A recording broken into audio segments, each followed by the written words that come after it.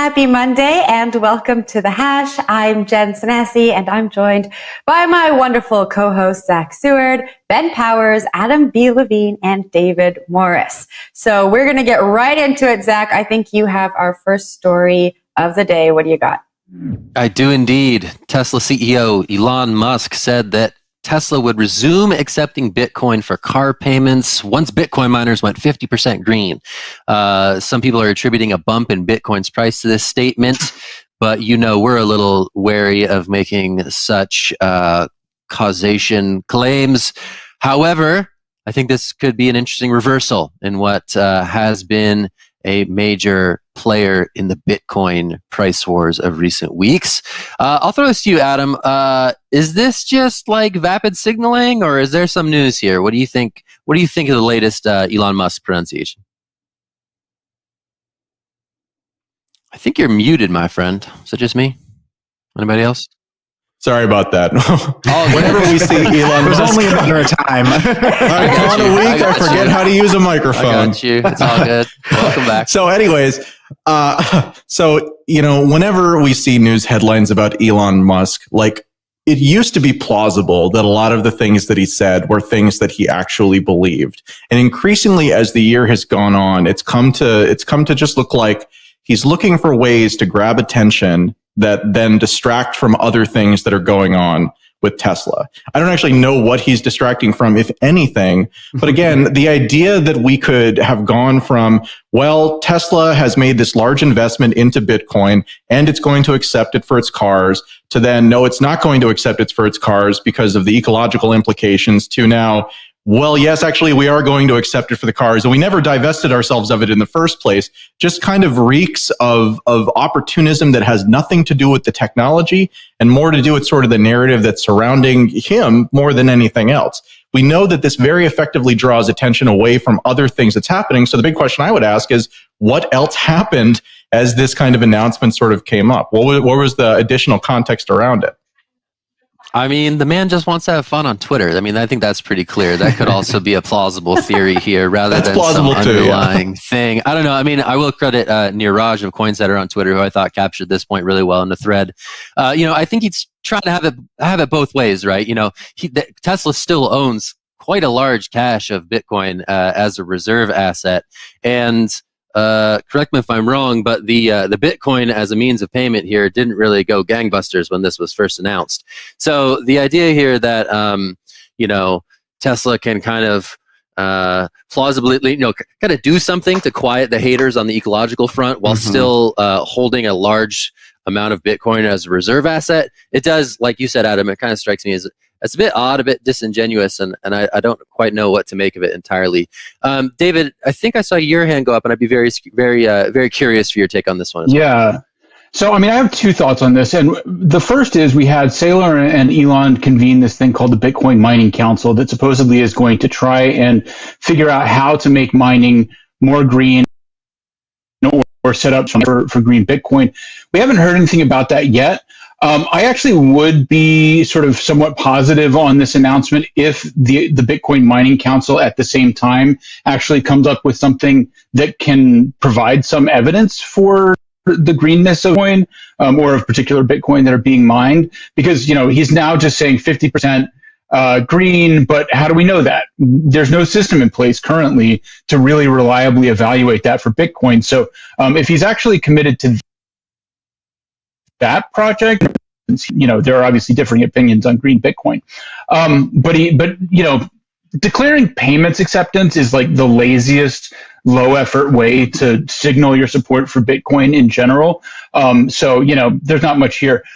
The other thing I will say to build on what Adam said, if I was a Tesla investor, I also don't necessarily think there's anything that he's covering up.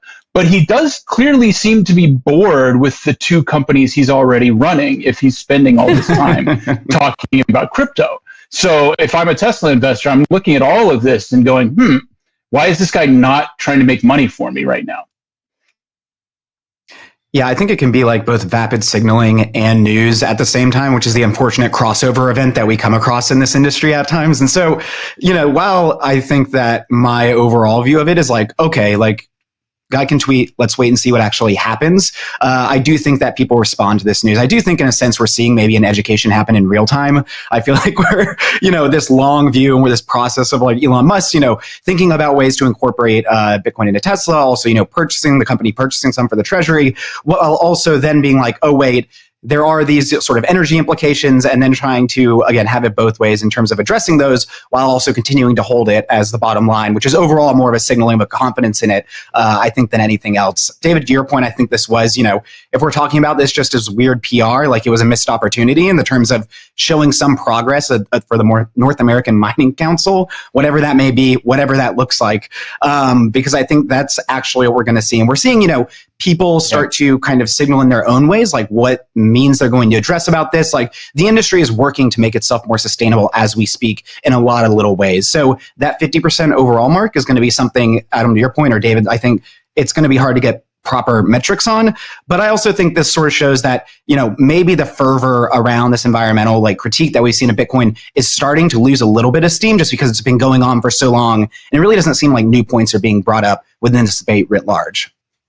All right, we're going to change gears. I just want to say, maybe it's a function of being in the eye of the storm, but man, that Bitcoin Mining Council thing seems so long ago. It was only like 2 weeks ago or 3 weeks ago. It just sounds like in the vapors of the distant past. Yeah. It feels like it happened very quickly.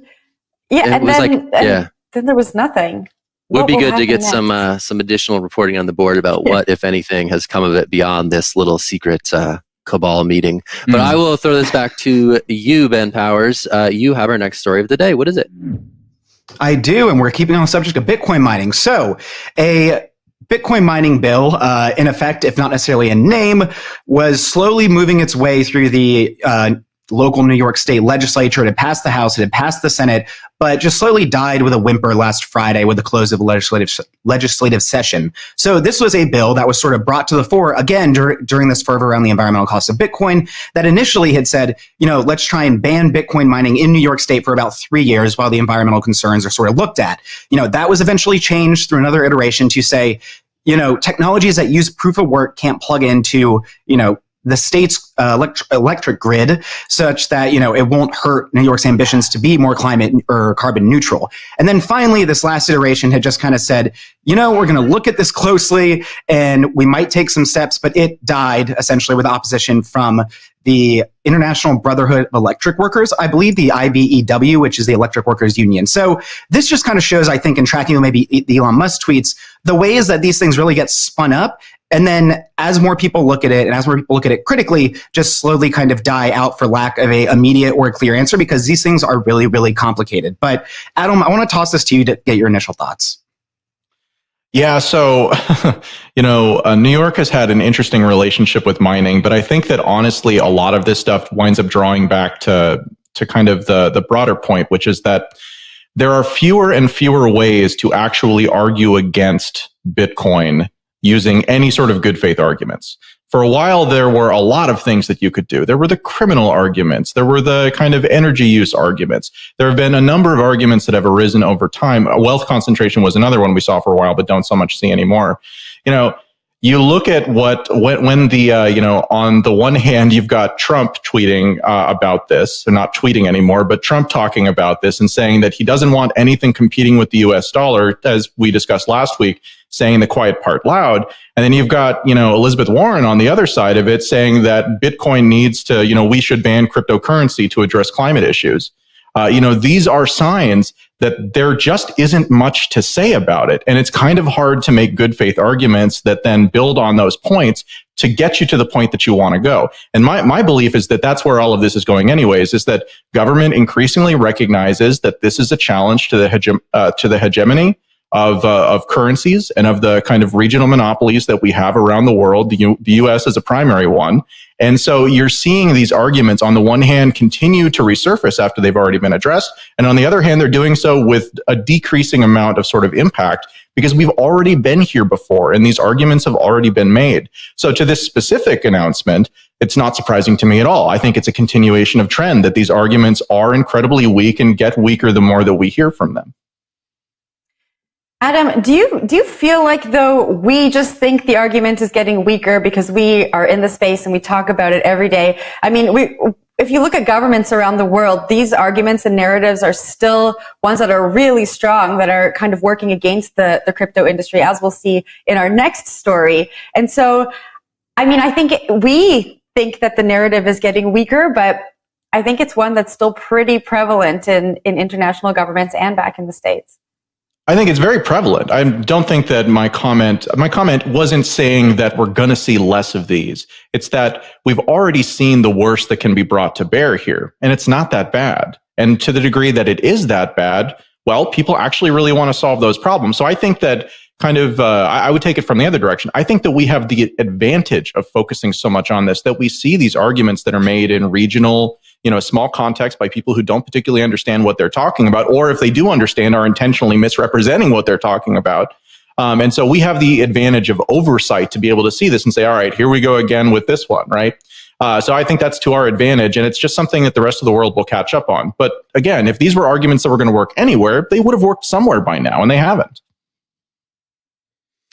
I wish I could have been in Albany for this one, honestly. Mm-hmm. It would have been really interesting to see. I think we're starting to see the political sort of breakdown of the Bitcoin issue become a little bit more clear around partisan lines. I think, I think the Senator Elizabeth Warren coming out and sort of taking a strongly anti-Bitcoin stance has seemingly sort of like cemented like a Democrat position that's anti-Bitcoin, and then sort of in naturally reactive terms, I think the Republican side of the aisle is starting to be like, oh, okay, yeah, pro-Bitcoin, cool.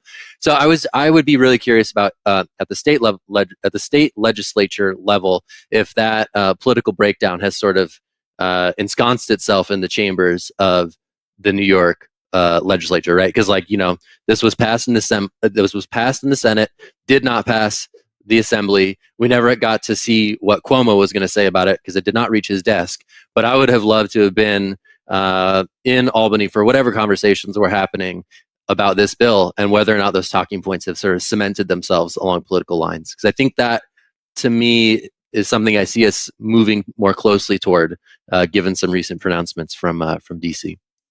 I think I just want to hop in briefly, and then Jen, I'm going to hand right to you. But I think it really illustrates sort of the difficulties of like trying to figure out how to legislate around cryptocurrencies more generally. Like this bill broke down at the end of the day because the IBEW, I believe, was like, this is a weird bill. We support these sort of climate initiatives, but also targeting a specific kind of business for using electricity is kind of a weird thing to do.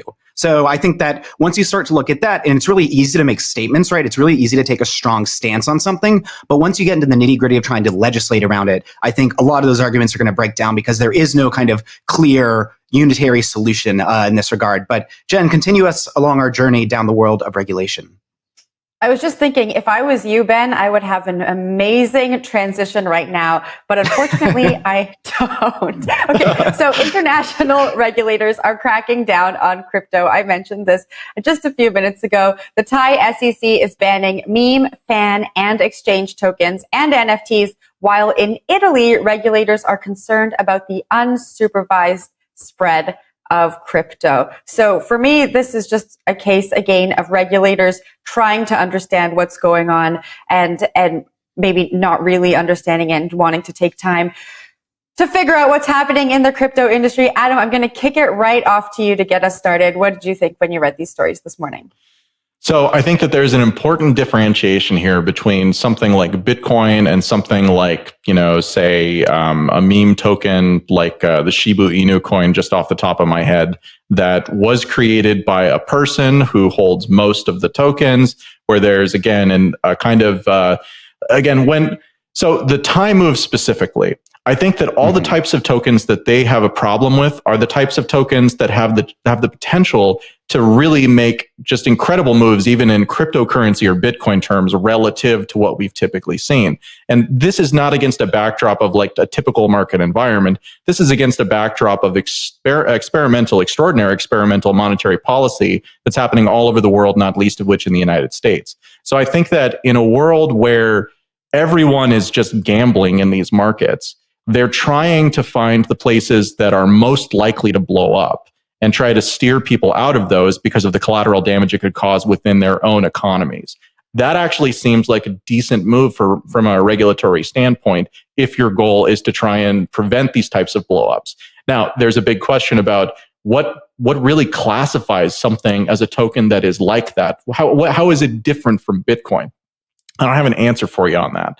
But I think that so long as we have these kind of nuanced approaches where you're saying, all right, well, it's this specific type of thing, and you're not banning it because it, again, threatens potentially your monetary authority, but you're banning it because these tokens have been shown over and over and over again to blow up and many times be scams, then that's a little bit more reasonable. So it's not a Bitcoin maximalist position, but it's a regulatory leeway position. I think that there is room for them to actually govern their own economies in this way. Sounds like a meme coin minimalist position. Yeah, there you go. Do we have to ban if a coin has a Labrador mascot? Is that okay? What about like a pug? What do you think? It all comes down to dog breeds, yeah. They defined the meme tokens as having no clear objective or substance or no support with the price, depending on the trend in the social world. So to me, that's also a little unclear and can be applied to many different things. I guess we'll see how it takes place. But that's the Thai SEC. Ben, did I see your hand go up there before we move on over to Italy? Zach, toss this one to you. I was just saying that could apply quite widely to meme stocks. I mean, that's the interesting thing, right? I mean, we had front row seat to the meaninglessness of tokens, and now the meaninglessness of other securities has made itself painfully clear. And again, this is just, I feel for them. Financial regulators bringing a gun to a knife fight in this era of internet communications, not going to end well. Yeah. They this is at like a least need a shotgun to a butter pretense. knife fight. Like it just, particularly in regards to like the Thai example, I think what frustrates me in this regard is when you see just sort of like a blanket ban on so many different things. I think that really shows a reactiveness that is not necessarily conducive to regulation. And I think that, by lumping in like meme tokens and NFTs and all these other things together, it belies like not looking at any of these things too closely. Because I think, that's the issue, right? Like I'm kind of with Adam on this, like for specific things, taking a targeted approach, I think that's totally fine. I think it belies the fact that they're really unclear about what any of this is by doing a blanket sort of ban. So we'll see what happens in the next 30 days. I'm curious about how the industry might push back on this because you can bet there's going to be some form of pushback. But I think, it says more about the regulators than the tokens themselves, even if I am not, a fan of some of these tokens for sure. It speaks to the impossibleness of the task, I think, that the regulators have. And again, it's not because of crypto. Echoing what Zack said, this is not about the type of formats. This is happening with stocks as well. The thing that's different about stocks is that, and I think what we heard in that in the statement from the regulator there, is that there needs to be at least some sort of plausible pretense by which you can make an argument that this is a thing that should have value. Now, that's in contrast to how stocks used to behave, where it was all about how much money do you make? What is your growth trajectory? How large, of the kind of sector that you're in do you occupy? Traditional metrics by which you could really figure out what a fair valuation is. In a post-COVID world, and this was true before COVID, but certainly accelerated by it, that's not true. You really can't look at these stocks and use those fundamentals to determine any sort of fair value, because if you were to do that, we're far above it. So again, it speaks to the kind of the Thai regulator can't come in and say, we're not going to allow any stocks that don't trade based on their like fair market valuations, whatever those may be. And so it just kind of creates a problem where this is an area where they can go after it and they can at least try and look like they're addressing some of the biggest excesses of this time. But make no mistake, it's about the time, not the excesses. Let's take a break, guys. Let's minimize the excesses here. Let's take a little break. We actually do have some nice news, a nice programming note. CoinDesk is debuting on Snapchat today. We're going to be doing twice weekly CoinDesk breaks it down videos on Snapchat. So check us out there. Really engaging, fun content. That's what it looks like right now. There's like a QR code. I don't know. Can we get the QR code at some point? We'll get the Snap code at some point for people to just like hold their phone up and then like see that sweet Snap content. So stick with us. We are gonna have more show after the break. Until then, peruse Snapchat and we'll talk to you soon. Thanks.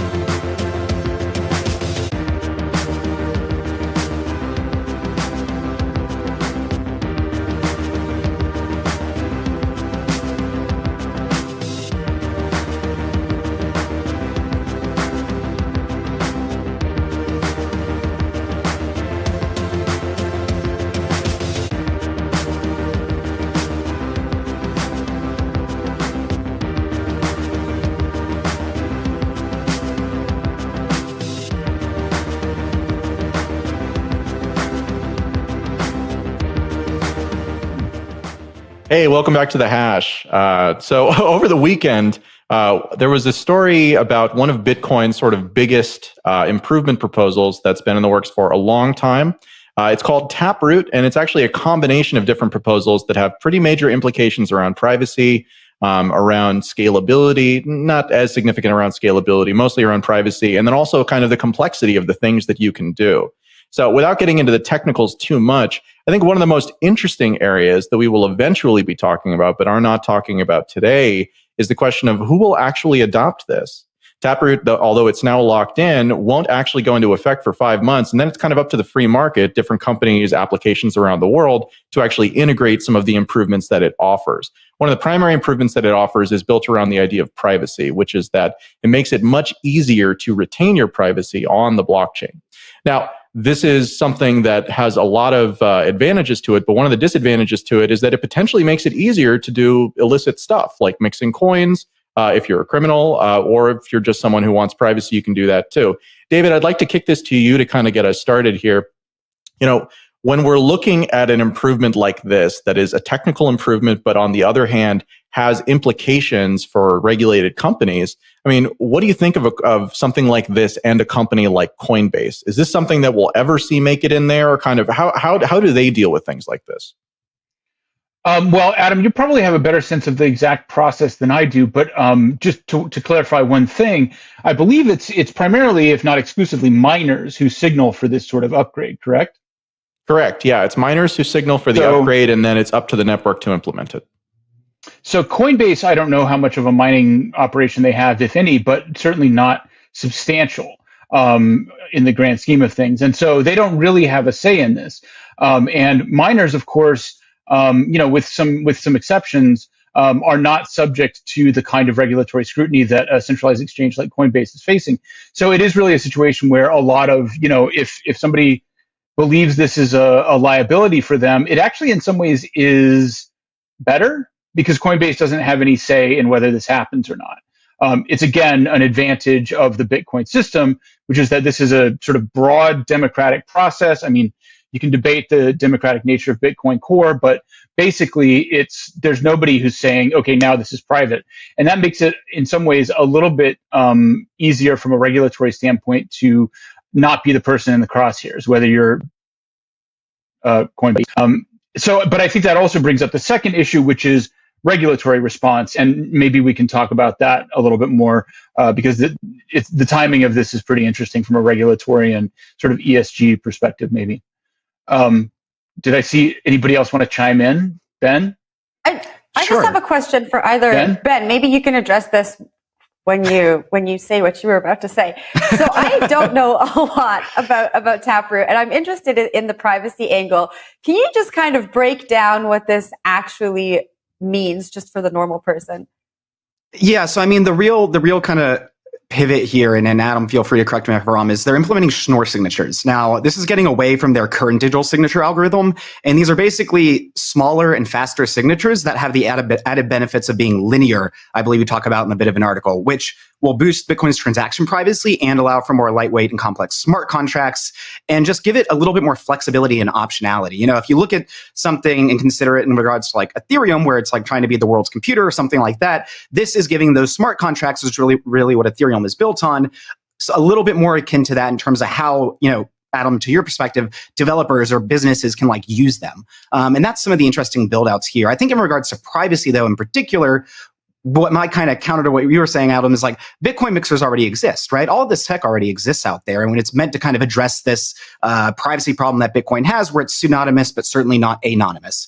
And in looking at that, I think that the regulatory response will be interesting. I think regulators look really heavily at this stuff anyway, obviously, as we just saw in Thailand, as we just saw in Italy and other places. So I don't think there's going to be like any immediate response to this. I think this does give credence to sort of what I've heard from some privacy coin advocates who argue like, why do you specifically look at us when Bitcoin and Ethereum and like Tornado Cash and things, there's all these kind of privacy functionalities that are built out on that side. And so I think that discrepancies or comparisons get a little bit harder to just situate these two things away from each other as privacy tech continues to improve in relation to Bitcoin itself.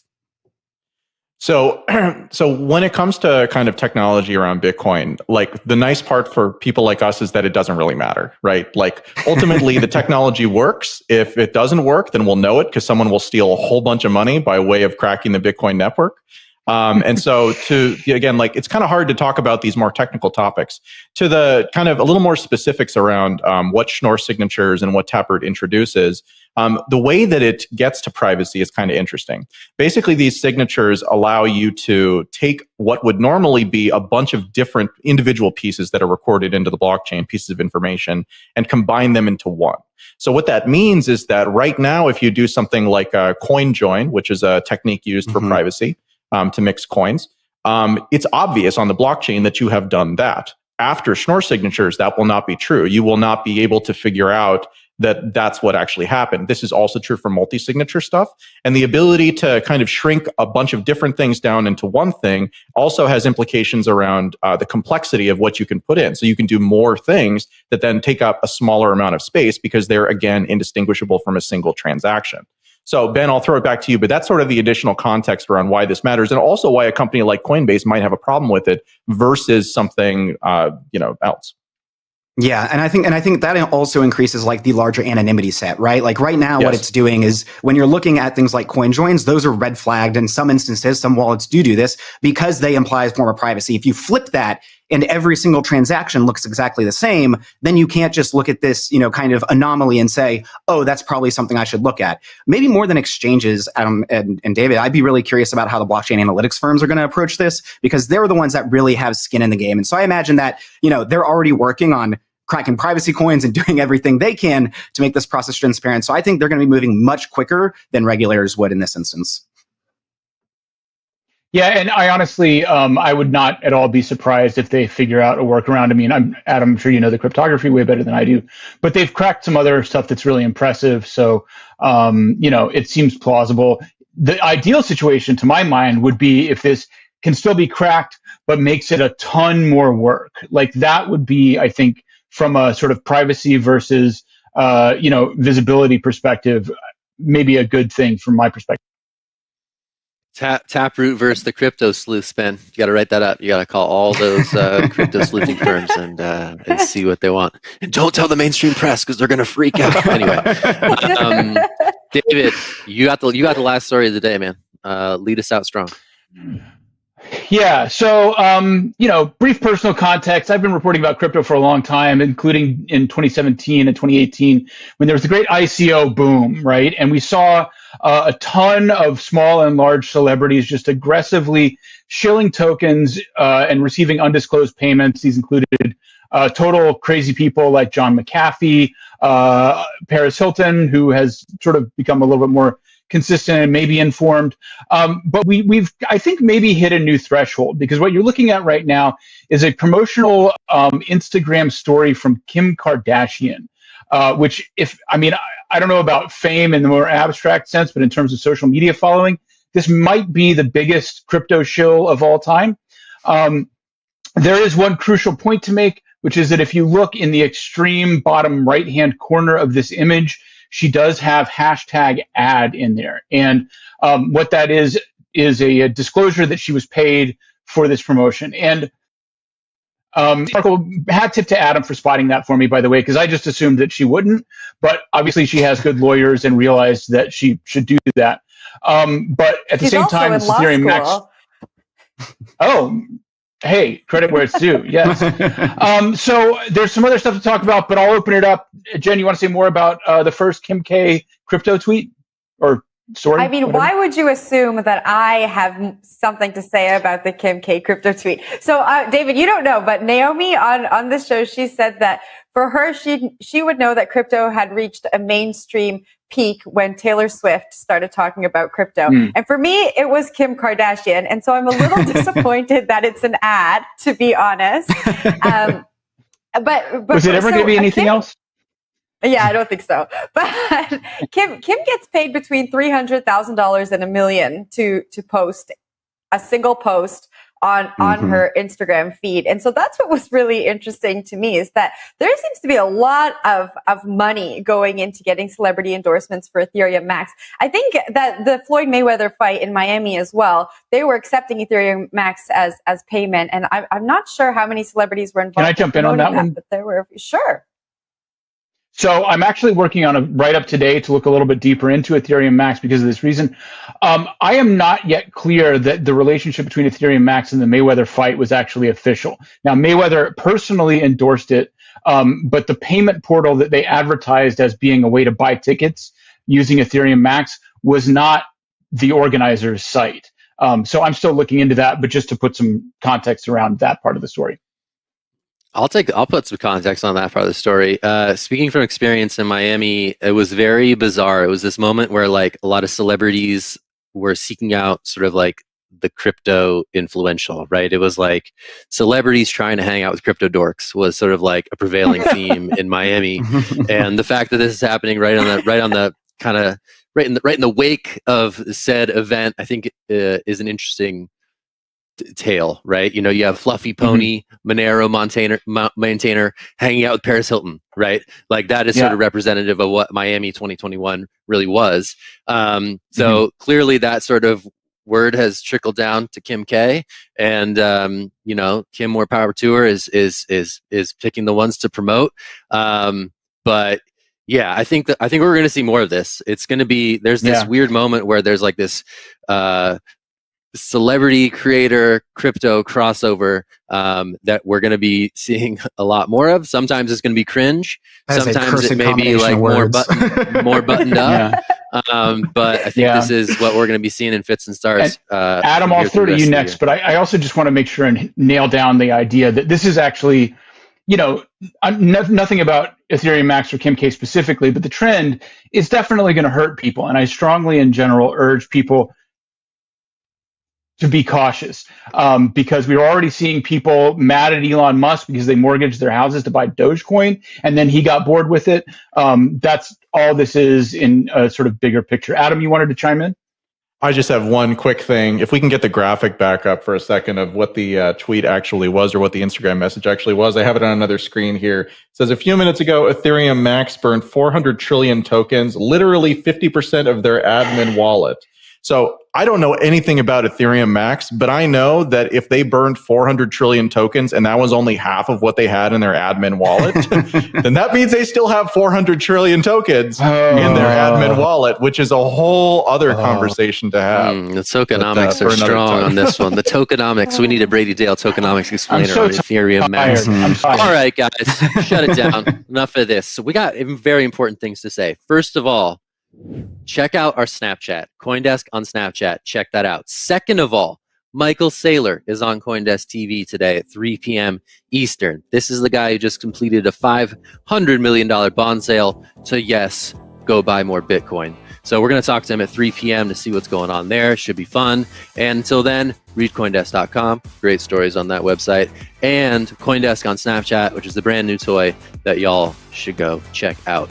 All right, that's it for the Hash today. We'll be back on Tuesday. I'm Zach. We got Jen. We got David. We got Ben. We got Adam. It's going to be great. We'll see you tomorrow, and have a good Monday. All right, bye. Bye.